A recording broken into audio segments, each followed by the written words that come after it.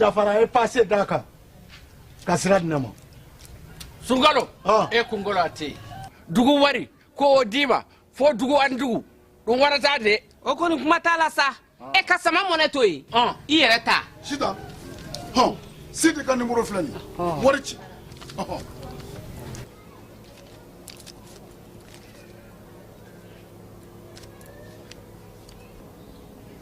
wari sera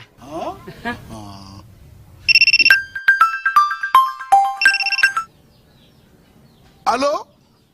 ye wari sɔrɔ o ɲɛna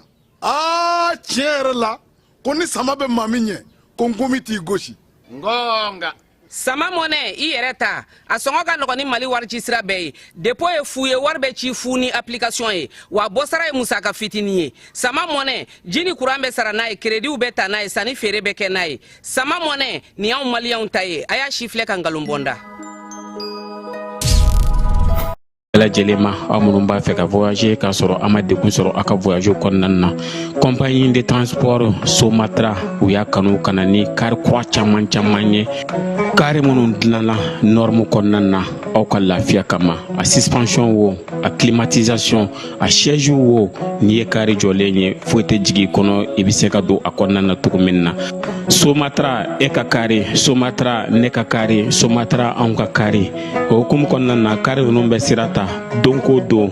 Bamako Segu San Moti Kucala ka taa se Sikaso ma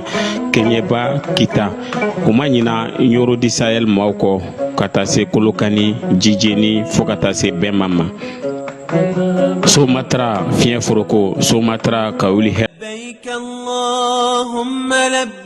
Agence Dunia Travel Service ako abibu nyamasegi foli kɛ ka ɲɛsin a ka sango hiji denw ma aw minnu ye danaya ta ka da kan aw ka hiji labɛn ni a kɛcogo ɲuman na n'an taara hɛrɛ la ka segin hɛrɛ la dumuniw ka ɲi bɛrɛbɛrɛli ka ɲi n'an mago bɛ diɲɛ fɛn fɛn na u b'a bɛɛ lajɛlen k'an ye donc an b'u fo k'u barikada directeur min tun b'an nɔfɛ n'o ye Amadu Mayiga ye a jɔra a jɔyɔrɔ la ɲɛmɔgɔya ko fɛn fɛn a jɔra a jɔyɔrɔ la ka nisɔndiya mɔgɔw la ka mɔgɔw bɛrɛbɛrɛ ka koto mɔgɔw t'a la mɔgɔw tɛ min dɔn k'a ɲɛ yira mɔgɔw la an y'o baara de sɔrɔ duniya la kumu kelen kɔnɔ a ko ka aw bɛɛ lajɛlen laduniya silamɛ minnu bɛ Mali kɔnɔ ani minnu sigiyɔrɔ bɛnnen don diɲɛ jamana wɛrɛw ma k'a fɔ san wɛrɛ o hiji ni o umura o baaraw labɛnw daminɛna ka ban o tumana aw minnu b'a fɛ ka hiji kɛ damu lakana ni basigi kɔnɔ Agence Dunia a kɛmɛ ko fɛɛrɛ bɛɛ lajɛlen tigɛ ka hiji kɛcogo ɲuman kalanw bɛɛ lajɛlen labɛn ka bila aw ɲɛ min ye k'a dɔn siyɔrɔ ni damu ye ka surunya aw ka bato kɛ yɔrɔw la dumuni laki ka sanuma o bi tobi ka bila aw ka bolo ka saga n'a ka waati bɛɛ lajɛlen la dɔgɔtɔrɔ jolenw olu bɛ aw nɔfɛ hiji kɛ yɔrɔ ani bato kɛ yɔrɔ wɛrɛw bɛɛ lajɛlen la yɔrɔ bɛɛ ani waati bɛɛ baw bolo kuma dɔ o ka wusa ne de sen ka di ye Agence Dunia Travel Service jɛɲɔgɔn kelen min bɛ aw ka hiji ni aw ka humura kɛ k'a ɲɛ ale de do o fana ni aw bɛɛ kunnafoni wɛrɛ ɲini a ye weleli kɛ 66 71 37 24 70 64 99 71 ni aw bɛɛ u ka yɔrɔ ɲini u filɛ ni hippodrome yɛrɛ la immeuble station Soma Yafula Kulukɔrɔ sira da la o fana min y'i k'a dɔn Agence Dunia Travel Service ye k'u bɛ dugawu kɛ hiji ni umura kɛcogo ɲuman a n'a musakaw ala k'a nɔgɔya silamɛ bɛɛ lajɛlen ye. Hôtel Lafia dagayɔrɔ bɛnnen don Sebare Bangetaba secteur 3 kɔnɔ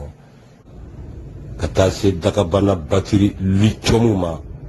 pour que ka se ka dususuma fara clients ka lafiya kan k'a t'a fɛ ka mɛn Hôtel Lafia kɔnɔ courant tigɛra tuguni an bɛ waati min na i ko bi Hôtel Lafia kɔnɔ 24/24 courant ko kɔni o tɛ kɛ maa nɛgɛla ye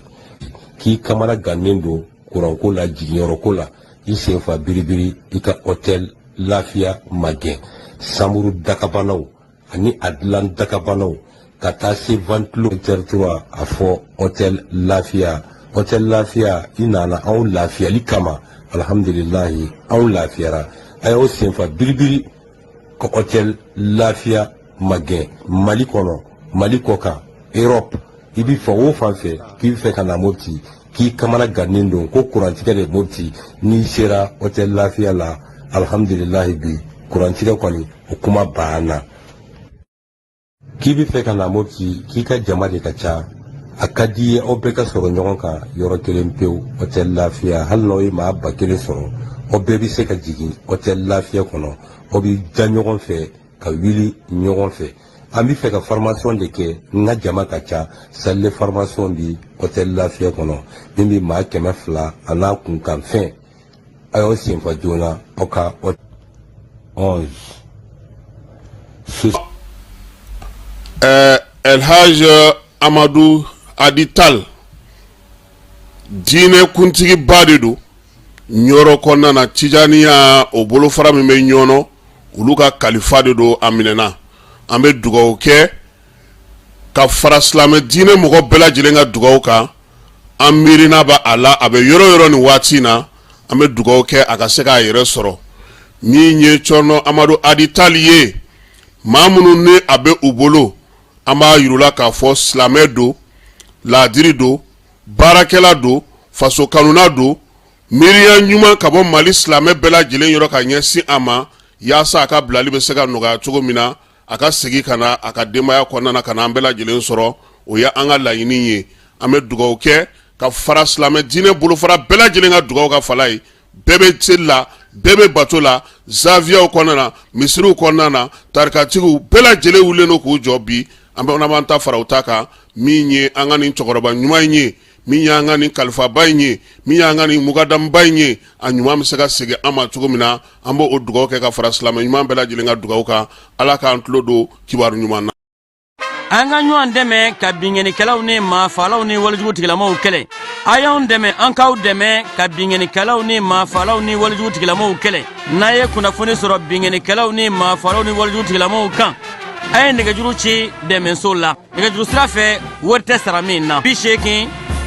00 11 20 walima 80 00 11 22 walima 98 17 36 75 ngo 98 17 36 45